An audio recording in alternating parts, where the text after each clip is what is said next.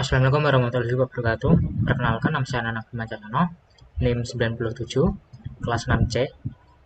Pada kesempatan kali ini, saya akan membuat video untuk memenuhi ujian tengah semester praktikum administrasi jaringan komputer. Di mana untuk topik yang dibahas adalah tentang mikrotik. Pertama, apa itu mikrotik? Kita mulai dari pengertiannya dulu. Mikrotik adalah sebuah perusahaan yang bergerak di bidang hardware dan software pada sistem jaringan komputer. Salah satu produknya adalah mikrotik itu sendiri, yang dimana merupakan operating system dan juga software yang dapat digunakan untuk membuat komputer menjadi router network yang hardware.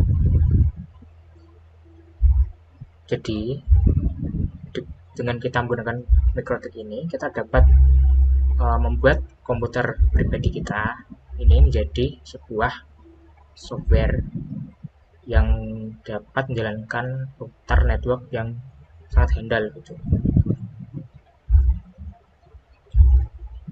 Kemudian adalah jenis mikrotik. Secara umum ada dua jenis mikrotik, yaitu mikrotik OS dan juga mikrotik router board. Pertama adalah mikrotik router OS. Mikrotik router OS ini adalah sistem operasi dan perangkat lunak yang dapat digunakan untuk menjalankan komputer menjadi router network yang handal. Dengan menggunakan mikrotik router OS ini, kita bisa menggunakan komputer kita atau laptop kita menjadi mikrotik untuk melakukan routing seperti itu. Berikutnya adalah router board. Router board adalah router embedded produk dari mikrotik. Router board seperti sebuah PC mini yang terintegrasi karena di dalam satu board tertanam prosesor, RAM, ROM, dan memori flash.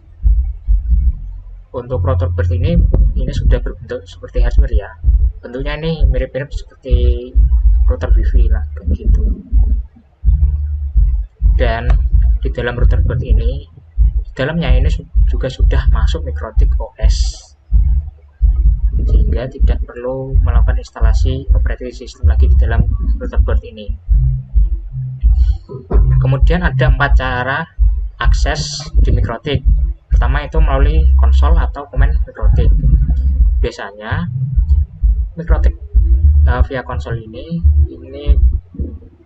diakses menggunakan POT. Yang kedua adalah menggunakan web browser.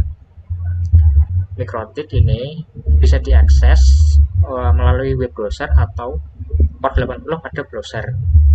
Seperti browsernya seperti Google Chrome, Opera, ataupun itu Mozilla Firefox.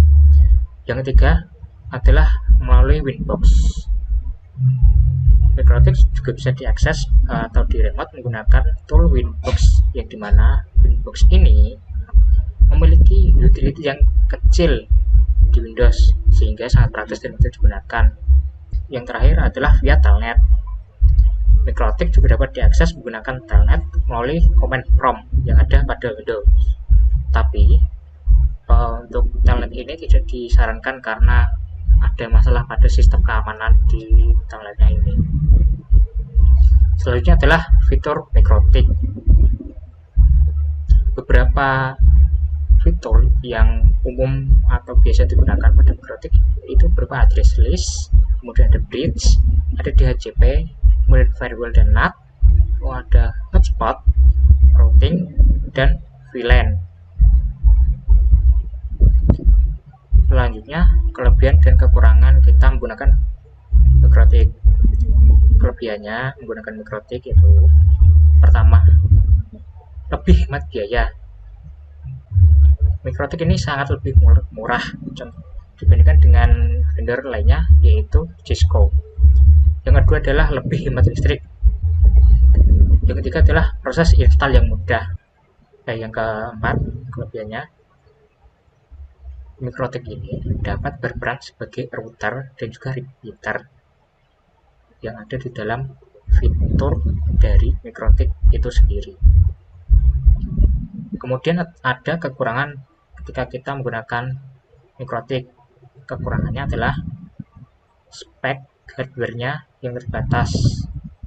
Kemudian itu ada mikrotik ini kurang bagus bila digunakan sebagai web proxy internal.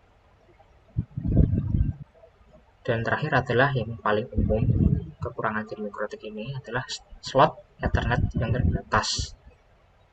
Karena beberapa mikrotik yang ditemui ini hanya memiliki 4 port ataupun 5 port gitu. Jadi bisa banyak seperti router-router yang lain. Selanjutnya ya saya akan memberikan gambaran mikrotik OS yang diakses melalui Winbox. Untuk akses di Winbox-nya ini kita bisa menggunakan atau mengkoneksikan melalui MAC address dari mikrotiknya ataupun pakai IP address-nya. Di sini saya menggunakan MAC address. Kita login sebagai admin dan kita tinggal connect. Tunggu dan kita sudah masuk ke tampilan mikrotik lewat Winbox ini. Di sini ada beberapa tool yang kita bisa gunakan. Mungkin ini ada interface, wireless bridge dan lain-lain. Demikian video dari saya. Apabila ada kekurangan dalam menyampaikan materi, saya mohon maaf sebesar-besarnya. Wassalamualaikum warahmatullahi wabarakatuh.